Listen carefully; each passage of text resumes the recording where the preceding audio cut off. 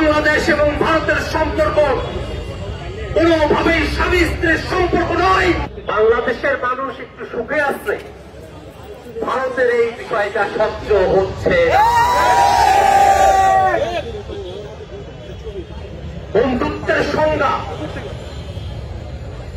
বন্ধুত্ব কি জিনিস, সে বিষয়টাই এখনো আমাদের এখানে পরিষ্কার হয়ে ওঠে নাই। খেয়াল করে দেখবেন, বন্ধুত্বের বিষয়টা যেহেতু পরিষ্কার হয়ে ওঠে নাই, বিগত সময়ে হাসিনার সময়ের মন্ত্রী আব্দুল মোমেন বলেছিল বাংলাদেশ এবং ভারতের সম্পর্ক নাকি স্বামী স্ত্রীর সম্পর্ক।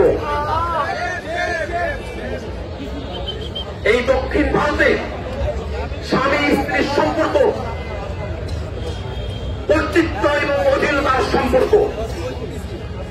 আব্দুল মোমেন তার কথার মধ্য দিয়ে ভারতকে কর্তৃত্বের জায়গায় এবং বাংলাদেশকে অধীনস্থের জায়গায় বুঝিয়েছিলেন। বাংলাদেশের মানুষ স্পষ্ট করে ঘোষণা করে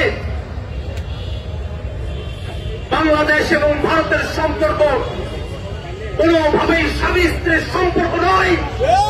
বাংলাদেশ এবং ভারতের সম্পর্ক যদি হতে হয় তা হবে ন্যায্যতার সম্পর্ক।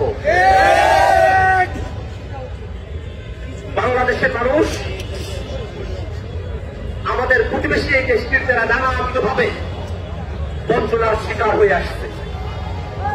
তিস্তার দিকে তাকিয়ে দেখেন, যমুনার দিকে তাকিয়ে দেখেন, এখন তো শীতকাল গিয়ে দেখেন প্রত্যেকটা নদী ভরা, কোন নদীতেই কোনো পানি নেই, হাঁটু পানিও থাকে না। আমাদের নদীগুলো মরে গেছে, আমাদের আবাদি জমিগুলো শুকিয়ে গেছে, খরা নেমে এসেছে। যে ভারতের কারণে, যে ভারতের আধিপত্যবাদের কারণে, বাঁধের কারণে, সেই ভারত এই বাঁধ রেখে আমাদের সঙ্গে বন্ধুত্বের সম্পর্কের কথা বললে আমরা এটা বিশ্বাস করি না। বন্ধুগণ, বাংলাদেশ এবং ভারতের মধ্যে যে চুক্তিগুলো হয়েছে, কিছু কিছু বিষয় এমন, আদানির সাথে যেসব চুক্তি হয়েছে আপনারা দেখেছেন বিদ্যুৎ খাতে, বাংলাদেশ সীমা পাক আর না পাক ভারতকে টাকা দিয়েই যেতে হবে, এমন ধরনের চুক্তি হাসিনার মধ্য দিয়ে তারা করিয়ে দিয়েছে। আমরা দেখেছি দীর্ঘ সময় ধরে সেখানে নানা উগ্রবাদী হিন্দুত্ববাদী গোষ্ঠীগুলো মিছিল মিটিং সমাবেশ করে যাচ্ছে। ভারত সরকার এসবের বিরুদ্ধে কোন ব্যবস্থা নেয় নাই। সেই ব্যবস্থা না নেওয়ার ফলে তারা আগরতলায় বাংলাদেশের উপ হাই কমিশনে হামলা করার মতো ধৃষ্টতা দেখানোর সুযোগ পেয়েছে। বাংলাদেশের মানুষ স্পষ্ট করে বলে, যদি ভিয়েনা কনভেনশন আপনারা মেনে থাকেন, ওই উপ হাই কমিশনের প্রত্যেকটা ইঞ্চিও আমাদের। বাংলাদেশের 1 ইঞ্চি জায়গার উপরে আমরা যে টেরিটরির মধ্যে আছি, টেরিটরির ভিতরে অথবা বাইরে, চুক্তির ভিতরে এবং আমাদের টেরিটরিতে 1 ইঞ্চি জায়গার উপরে কোন স্বপ্নের থাবাকে আমরা সহ্য করব না। বন্ধুগণ,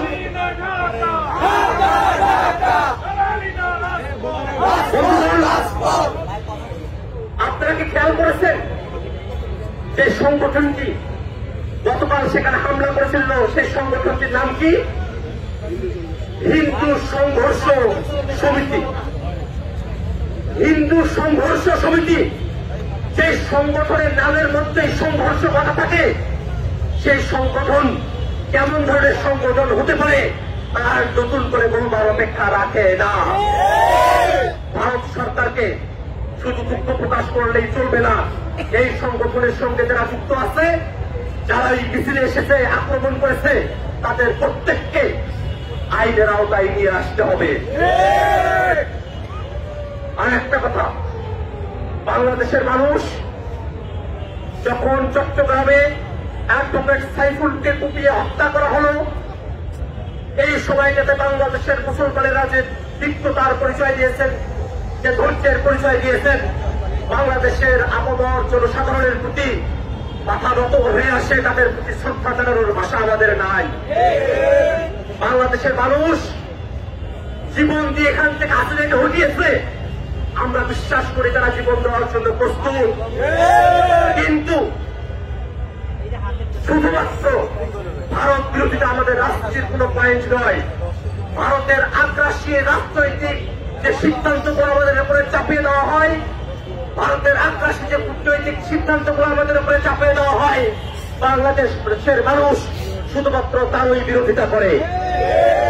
আপনাদের কাছে আহ্বান রাখি, বাংলাদেশের আপামর মানুষ, ভারতের আপামর সাধারণ জনতা, তাদের সঙ্গে আমাদের কোন বিরোধের জায়গা নেই।